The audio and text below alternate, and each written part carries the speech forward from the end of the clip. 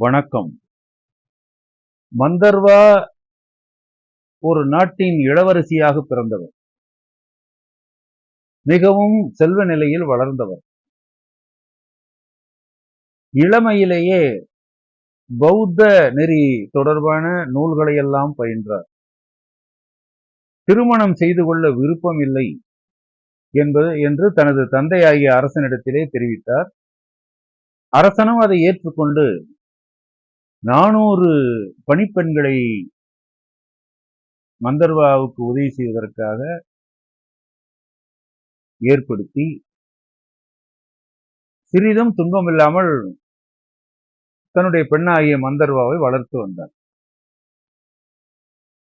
இந்த நிலையிலே பத்மசாம்பவா என்ற ஒளி உடம்பில் தோன்றிய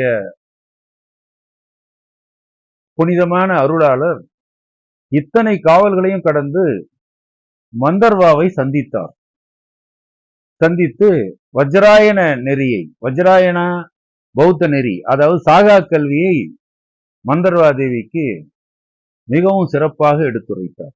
மந்தர்வா தேவியும் அதை எளிமையாக உணர்ந்து கொண்டு பயிற்சியை தொடங்கிவிட்டார்.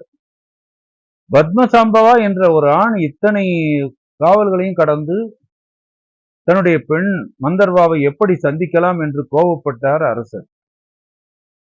அதனால் பத்மசாம்பாவை ஒரு தீ வளர்த்து, அவருடைய உடம்பை சுற்றி தீ வளர்த்து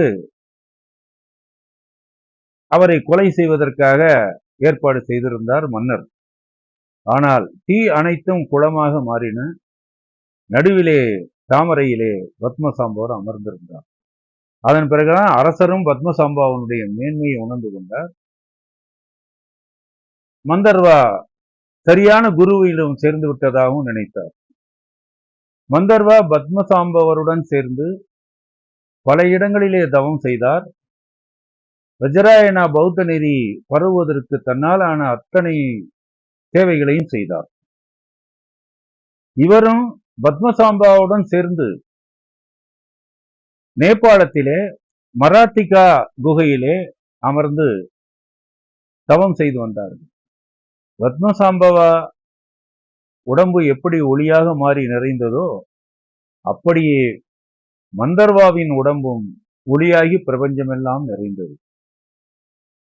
புனித ஒளியில் வாழ்ந்து கொண்டிருக்கும் மந்தர்வா தேவியை தரிசிப்போம்.